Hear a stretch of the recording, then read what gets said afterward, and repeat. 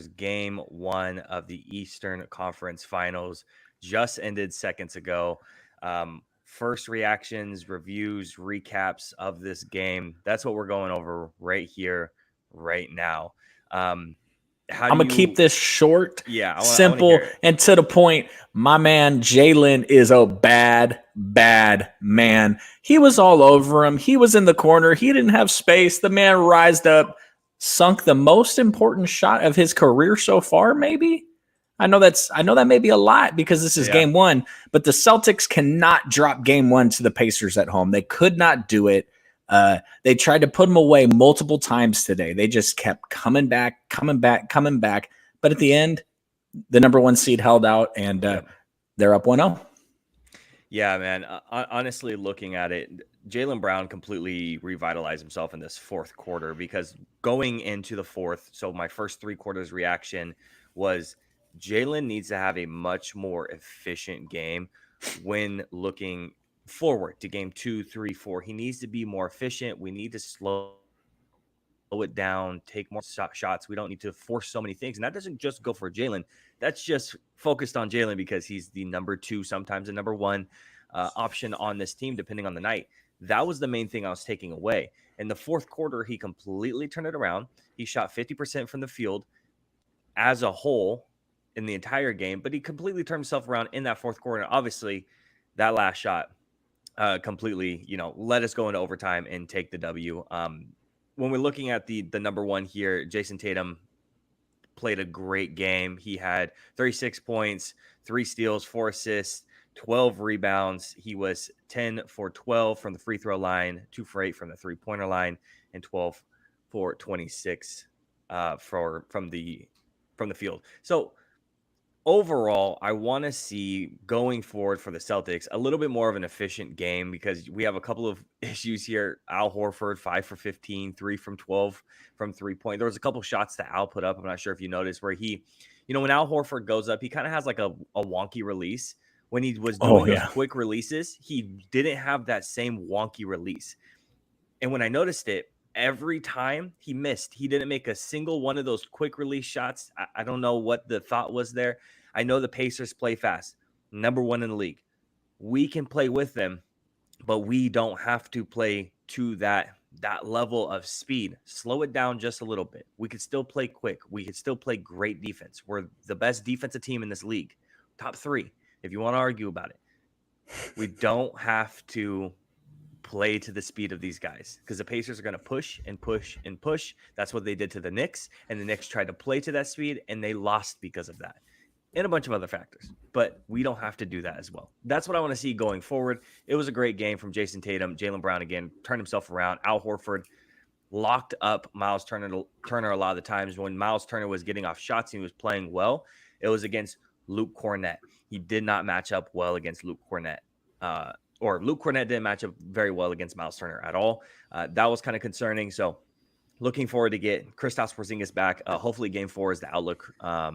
What do you think about the defensive matchups for Al Horford? I know you're making some comments about, I know we usually play Al Horford on the bench, but you were making some comments about maybe keeping him out there, specifically maybe for Miles Turner. Well, I thought Miles Turner actually played pretty well. Tyrese Halliburton, I think his defense in this game, it slacked off a little bit towards the end, but I thought he at least brought the intensity that he needed to bring. The overarching theme of this series, which is really exciting, is the Celtics shoot an ass ton of threes, right? Yeah, absolutely. I don't have the stats right in front of me, so I'm sure the comment section is going to be talking crap later, but I think the number 1 or number 2 team in the league with the amount of threes they shoot. And then what do the Pacers want to do? The Pacers are running off of made baskets. Forget the missed opportunities. They're running off of made baskets. So how does the Celtics offense with all these threes and this ISO stuff they're going to do coincide with the Pacers just getting out and running? And for 47 minutes and 55 seconds, it looked like the Pacers were going to pull this out. But, that's 16 playoff games with 25 plus points each is the second most by a duo in Celtics history behind Larry Bird and Kevin McHale. Yep. Tatum and Brown. Mm-hmm. Jesus, that's a crazy stat. Some people don't. It's hard to forget that Tatum and Brown have been this duo for this long. For a long time. Yeah. They've had a lot of success together. I know no final success, but a lot of general success with each other in the playoffs, regular season. Just can't bring that chip home quite yet. Hopefully this year is the year. Well, we were talking about Malcolm Brogdon, right? Yeah. Like you got Kyrie Irving, you got Isaiah Thomas, you got old dude that you guys paid a bunch of money to that broke his leg. Gosh, what's his name? Gordon Hayward. Yep. This Celtics team has been around for a long time trying to get over the hump. Yep. And man, they sure look primed to definitely get to the finals they just keep showing that Jaylen Brown shot. Just the defense on that play was fantastic. Like you couldn't, I know the internet's like, why didn't they foul? Why didn't they foul? Why didn't they foul? And like I told you, the Pacers have had this situation a couple times in the playoffs already, and they have not fouled. And with so much time left on the clock, but man, he raised right in the defense's face and sunk that three. That was just fantastic. Yeah, what surprised me about the Pacers looking at them is that little two-man action, the give and go that they like, not the give and go, but that little between whether it's Miles Turner or it's Pascal Siakam, that little mid-range free throw jumper that they like to do with Tyrese Halliburton. They didn't really connect on it, and they didn't really run it a whole lot until the second half, and it was hitting. So I'm not sure what the entire last series, it worked really well from game in and game out. So I'm not sure what the game plan was of kind of, it's a game one, you're testing the waters on what will and will not work, but they didn't go right to it. And this is something that they've done all season. So a little confusing that they didn't go right to it in the first half to try to set the tone, because if it doesn't work, it doesn't work. But why would you wait to do it until the second half of the game? I know it's close, but you could have gotten out to maybe a lead instead of, being tied or being a little bit down. It makes all the difference in the world. So a little confused on what the Pacers were doing there between that, the play calling there. So, well, so much of their offense relies on Tyrese Halliburton being one of the best offensive initiators in the league. He's lethal in the pick and roll. And their free-flowing offense and what they like to do, get out and run and all that stuff, a lot of it's just based on the freedom. And when it bogs down into the half court, that pick and roll, that mid shot that you were talking about is obviously a big part of what they do. But when you have an on-ball defender like Drew Holiday trying to gum up everything and forget the defense, my man, 28 points, 8 assists, 7 rebounds tonight. That's a season high in points for him, and he almost has a triple-double to go with it. Yep. On top of the defensive intensity, at the end there, he gets in Tyrese Halliburton's chops, and he turns the ball over. And even at the game, even the play at the end of the regulation, when Tatum switches on to Tyrese and plays amazing defense, and he just hucks up that, no chance of a, Luka Hail Mary there. The Pacers need to figure out some clutch time offensive sets that they can run. They're going to be effective against the Celtics team, because if it's going to bog down into Tyrese just hoping to make magic, it's going to be an unsuccessful proposition for them. And the other flip side to this for the Celtics is this was great for them to get this win, to grind it out, to come down to the end, pull it out. I mean, I think the Celtics blew like 4 different 12-point leads down the stretch here. They looked like they were going to pull away. The Pacers came back, but you can't say, hey, I want the Celtics team to prove it to me. Hey, I want the Celtics team to win in the clutch. Hey, I want the Celtics team to show me that they can, do it when it matters. But then on the flip side, be mad that they were giving up the leads. Like that's what happens in the NBA. Yep. So I think we learned a lot with this game tonight. I think we learned that the Pacers aren't going away, and I think we learned that the Celtics get it done when they need to. So, man, I gotta be honest, I'm so stoked for an awesome game one. I did not want to see a 30-point blowout, a 20-point blowout. Secretly, deep down inside me, I'm sorry. I was hoping the Celtics were going to lose so I can hop on here and talk a bunch of shit. But then you would just say, well, where are the Kings at? So maybe I spared myself some embarrassment by them winning tonight. Going to the couple of the blown leads thing that you mentioned, this is kind of the Celtics bread and butter, feels like, in the worst way. When it happens the most when shots aren't falling. That's always what happens when the shots aren't falling, which live and die by the 3 ball. And we also play the 3rd most amount of ISO ball in the league, behind teams like the Suns. who have a bunch of ISO ball players. So we live and die by that, right? And you mentioned it a couple of weeks ago. You're like, oh, it might be a little bit hard watching, the Celtics and then watching like the Timberwolves and Nuggets while they're running plays. I mentioned, I'm like, dude, just feed Ant. What are you doing? He has a hot hand. It's like, oh, well, they're running plays and they're getting other people involved. When I'm used to, if Jaylen Brown has the hot hand, if Jason Tatum has the hot hand, if someone has the hot hand on the team, we're feeding them and we're playing ISO ball. Like, that's what we're doing every time. We live and die by that. So if it's not working out for us, there's a couple of key pieces that aren't playing well, then the games get close or we end up losing.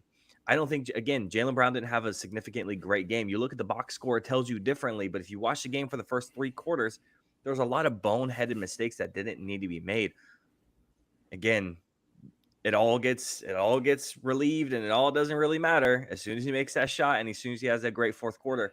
So again, this is kind of the bread and butter with them. We live and die by it. It's something that I've seen year in, year out, whether that's Mazzulla, Ime Udoka, like whoever is coaching us. Stevens. Brad Stevens, whoever's doing it, we always end up doing this, right? This is just what we do. So I'm not really too concerned about the blown leads thing. It happens time and time again. Yeah, you know what? Jaylen Brown 0 for 3. 0 for 3 from 3. Well, that's a tricky one. 0 for 3 from 3 going into that shot that he hits to force the game into overtime. You get 8 total turnovers from Tatum and Drew Holiday. That's not great, but you got 30 assists to 14 turnovers on the game, so a 2-to-1 ratio. Not the best in the world, but we'll take it. 43 rebounds.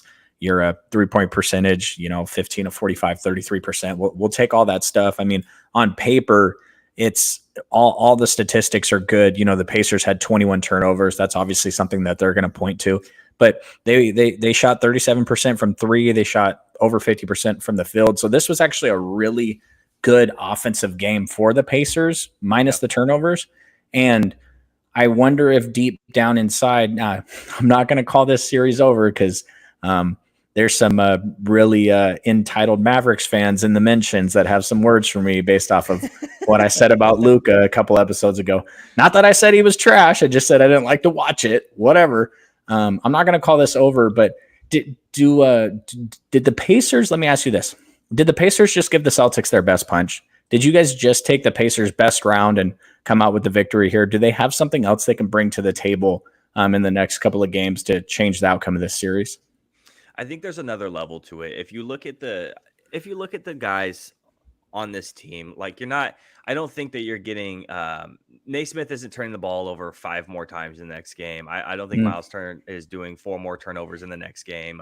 Tyrese Halliburton with 3 is probably where he's roughly at, and I think that's fine. I think this isn't their best. I think they could play a little bit better, and it has nothing to do with their field goal percentage or 3-point percentage, or it has everything to do with just taking care of the ball just a little bit more.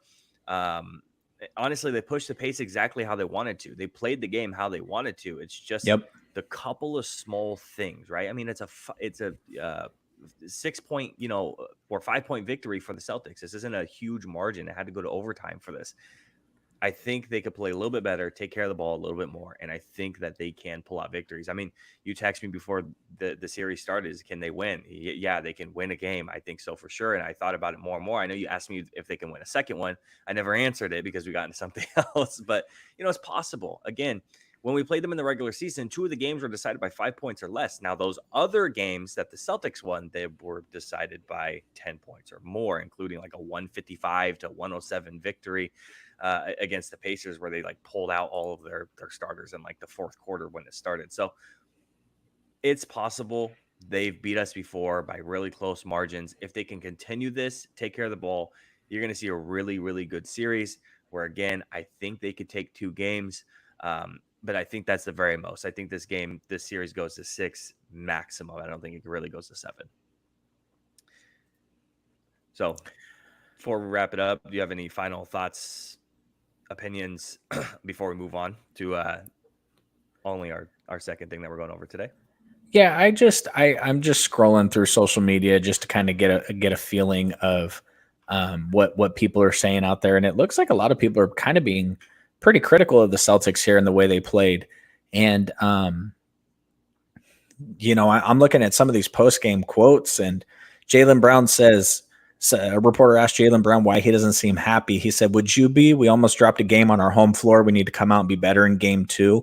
Like, this is what I would say to maybe Celtics fans or people that are being critical of the way the Celtics played. Tatum went for 35 or 36. Jaylen Brown came out and hit a massive shot. Drew Holiday showed up, and none of them play. I got to tell you, Tatum's shot selection down the stretch in the fourth quarter was fucking terrible. I was like, wait a minute, what are we doing? Like, none of this is good. Tatum, what are we doing? Tatum all these and Brown shots had are the polar opposite games. Great through 3 like, quarters for Tatum, and then swapped it with Brown. Yeah, I can sit here and criticize 1,000 things that the Celtics did in the fourth quarter down the stretch here. But what happened, man? They went into overtime and they won. Like, do we expect the Celtics to shit the bed like this in the next game? No, we don't. The Pacers just played a really good game. They snatched defeat from the jaws of victory with that play at the end of the fourth quarter where they, dribbled it off their foot or whatever. Yeah. And, I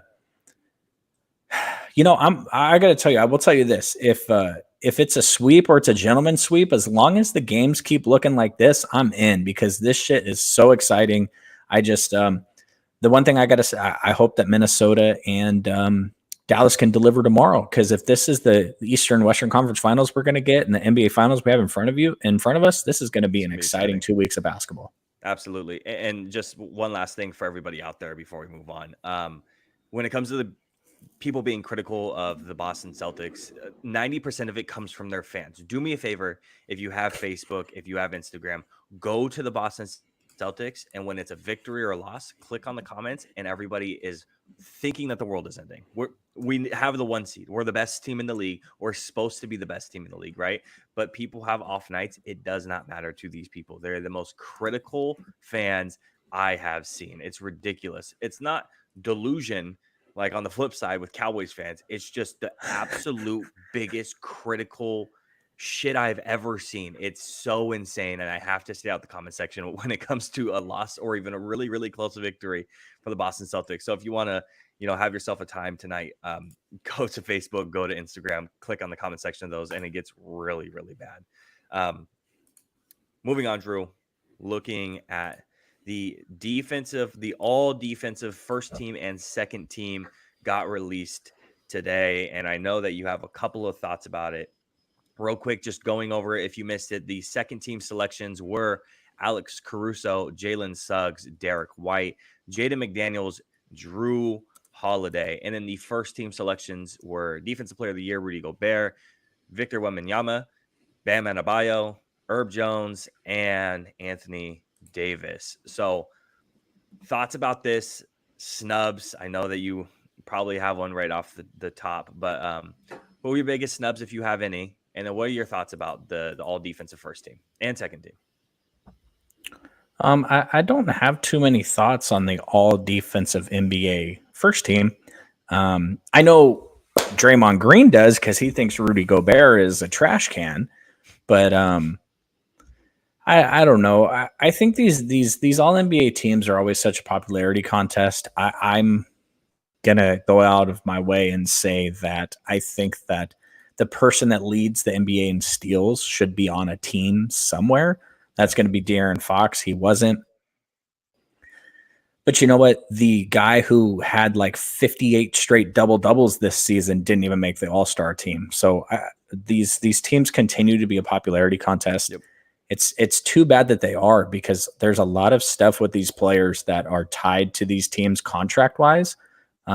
We saw Tyrese Halliburton play through injuries this season just to try to hit that 65 game mark so he could qualify for all NBA teams, so he can get more money in his contract. And had people full on questioning if Tyrese Halliburton was a star, if it was a fluke for the first half of the year. Ridiculous. Yeah. And I think, the old heads, the old crew, namely, our pappies, they would say, well, good, you should play through the injuries and play every game you can. Right. And I'm not actually I don't necessarily disagree with that, but tying a fan, and the all NBA teams are not fan votes, but tying your contracts and your earning potential based off of things as frivolous as a all NBA team, I just think is wild. I think that's something that's going to be negotiated out of the next CBA for sure. And I think so too. Yeah, absolutely. Because you have these the NFL is like, okay, well, we're just going to make the salary cap next year $450 million or whatever we want it to be, because we're just going to make money hand over fist and it's not going to matter. And then the NBA is like, no. We got this new apron and we got this next apron. And if you're over the second apron, then you can only sign minimal scale contracts. And then we're going to tax that at 4-1. The NBA is like, no, don't spend money on players. So right. It's only getting harder and harder. And so when you want to reward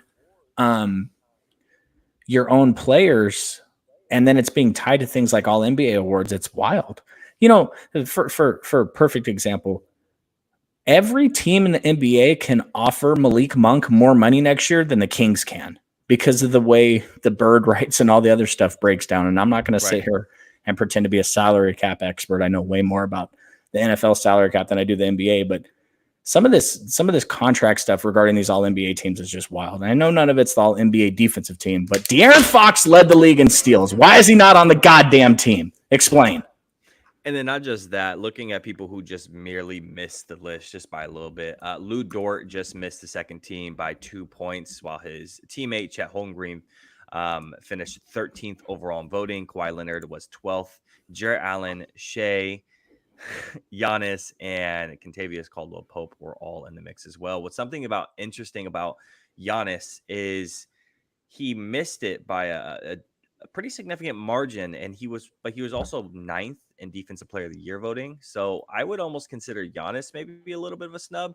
Another thing to kind of take a look at too is all of the first team is all like forwards and centers, while the second team is all guards. So a couple of things that I just want to put my thoughts out there about the All-NBA for this year is I'm really glad that Jalen Suggs is getting a lot of recognition. I think that this gives him more than just, oh yeah, he's a really hardworking, scrappy player who gets the crowd really pumped up. No, he's also an All-NBA second team, all defense second team player as well. So he's not just the scrappy guy who's in there. He's also a very good defensive guy. So I was a little bit worried there for a minute that Herb Jones wasn't going to get that first team. So that was one thing that immediately popped in my mind when I got the notification on my phone. Luckily, they didn't mess that one up at all. Some Timberwolves fans that I've seen have been not super duper happy about Jaden McDaniels getting second team. I know Jaden McDaniels is the meme of the past couple of weeks. You know, they got KD, but you know, we got Jaden McDaniels. So I know that's the whole thing right now. He's a great defender, but there's nobody off this first team on this first team I would take off. Not Rudy, not Victor, definitely not Bam. I'm glad he finally got a first team. Definitely deserves it. Definitely not Herb Jones, and then definitely not Anthony Davis as well. So all those guys deserve the first team. That second team, all defensive selections are so difficult to get into because there's so many guys behind him. You know, guys like De'Aaron Fox, guys like Lou Dort, Kawhi Leonard, Giannis, Kentavious Caldwell-Pope. There's a lot of really good defenders in the league, and they just can't sneak into that second team. So that's usually where all the scrappiness ends up happening. So I think the first team is great, and I think it's pretty much perfect. I don't know where you slide certain guys off to slide other guys on. So really, really one of the more difficult selections, I think, out of any of the All-NBA stuff. So yeah, I mean, this is the conversation every year. I can yell that De'Aaron Fox or Domantas Sabonis weren't all-stars this year, and then, you know, you say to me, okay, take someone off the team for them, and it's like, okay. Same thing here with the all-NBA defensive team. De'Aaron Fox should be on the team. Yeah. Full stop. I believe that to my core. Tell me who I'm taking off. I can't really give you a name. Caruso's a really good defender. And it's hard to even quantify defense, because if you go to, like, if you were just to Google players, like if you wanted the top defensive players of defensive rating, you know who's on that list is Domantas Sabonis. And spoiler alert to anyone watching, I'm a massive Kings fan. I will watch all 82 games every single year, except for the ones that I turn off because I'm pissed. Domantas Sabonis is not a top 25 defensive player in the league. Who got more votes than De'Aaron Fox, by the way? You know why though? Is because he shuts Anthony Davis down. He does really great against Jokic. You know what I mean? Like, it's because I think it's probably just an effort thing for him. Probably like when he's got something. But you know who baked him a batch of cookies and fed it to him a couple times this year? I'm not even going to say his name because the comment section will be mad at me, but baby Sabonis down there in Houston. Alperen Sengun. Yeah. Sengun. Yeah. I'm glad you said the first name. I wasn't going to say or I've heard Shingun too. So it's one or the other. Most people know Sengun, but some people say Shingun. The second coming of White Mamba is what I'm going to call him. So, oh my gosh, that inbounds play to Pascal Siakam, that Jaylen Brown. You forget about that play too. Jaylen Brown knocks that ball off of Siakam's hands, and then he hits that three in the corner. I'm buzzing, man. Like, that was. I got on the stream early. I told you to get on so I could talk shit to you because the Pacers were about to win, and then he just hit that stone colded three, and Siakam's lucky he didn't get called for a foul there. Yeah, Pascal Siakam, he wasn't on the All NBA defensive list anywhere, was he? No, I don't believe so. If he was further down than I was actually looking. Yeah, I was making a joke. He wasn't on the list. Yeah, I was gonna say, I was like, definitely not a defensive guy. I know we brought that up in one of the Pacers videos a long time ago, talking about the trade, and I wasn't sure if he was gonna actually make a big impact defensively, and not really. So the Pacers seem like they're missing something. Not to drag this comment, this but like Tatum, 35 points, Drew, 28 points, Jaylen Brown, 2 massive plays at the end of the fourth. Horford is killer. Derek White can go for 30. Oh, and hey, by the way, Kristaps Porzingis ain't even playing. He's been injured for half the playoffs. They have so much. And then you look at the Pacers, and I like Miles Turner. He's a good player, but he's not. He doesn't score in the fourth quarter. He doesn't have a ton of clutch points on the season. And then I said to you before we went live, I was like, if Tyrese isn't going to be able to get open on these ISO situations, they're going to have to go to Pascal, and he's going to have to make something happen. And then he did a spin into a double team and turned the ball over. So they seem like they're missing something. And nobody expected an Eastern Conference Finals berth from them, except for maybe, the Pacers fans. So it's nothing against them if they don't pull this out, but they need something this offseason to add. They're going to bring Siakam back. They need another piece, I think. I have a question for you about the all defensive team, because I think this is interesting. Lou Dort just missing the list, Chet being about 13th, Shea not getting is a little bit further down on the list as well. How much do you think national broadcasting affects some of this voting here? Oh, it affects all of it. Like Anthony Davis gets a lot of press, right? Yeah, it affects all of it.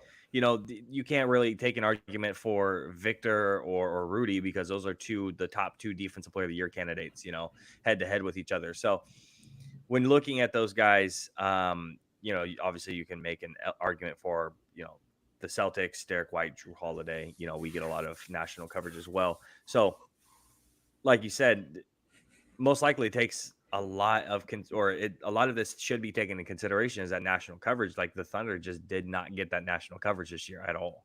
No, listen, you can listen to these guys, the way they talk about the players, these national broadcasters, the way they talk about them. Like the Oklahoma City Thunder were a surprisingly good team this year, just like the Minnesota Timberwolves surprised everybody with the way they played defense this year. It wasn't until the back half of the season that these talking heads started paying attention to these two teams. The other flip side to that, I will tell you though, when you're talking about Dort, when you're talking about Holmgren, when you're talking about Shea, haters, when your team overall is so good defensively like that, it's really hard to pick and choose. It's kind of the flip side of Jason Tatum and MVP talks about why he doesn't get more MVP consideration, because he's got so many good players on his team. When your team is so good collectively defensively, it's hard to, like the Minnesota Timberwolves defensively this year, you could put like 4 of their players on the list. You just, you don't do that. And the other thing is I think that Dort, he has gotten his flowers in the past about how good of a defender he is. Yeah. Holmgren is going to be somebody who probably, if he continues this on to a next year, is going to debut on the list and not come off the list for many years. Same thing with Wembanyama. Victor Wembanyama and Holmgren are going to be mainstays on this list probably for the next 3 to 7 years, I'd say. So, but there always seems to be that, it was like Damian Lillard cracking the all-star team. It took forever. But then when he Right. finally made it, now he's an all-star every year. It kind of, I think it's going to have a lot to that because you see what impact Holmgren has on the game. You see what impact Wembyana has on the game. So yeah, but the media coverage definitely plays into it. Sweet. So besides that, Drew, anything else to add, or you ready to get back to it tomorrow? Yeah, I'm super excited about a summer league coming up for the Sacramento Kings. We're bringing in people in for no, I'm just kidding. I'm not going to do the draft bullshit right now. Although I will say this whole Brandon Ayuk not showing up for OTAs has me slightly nervous. But hey, if we didn't trade him during the draft, we ain't going to trade him now. So, yeah. Well, besides that, let's go ahead and log off, and we will be back tomorrow. Peace.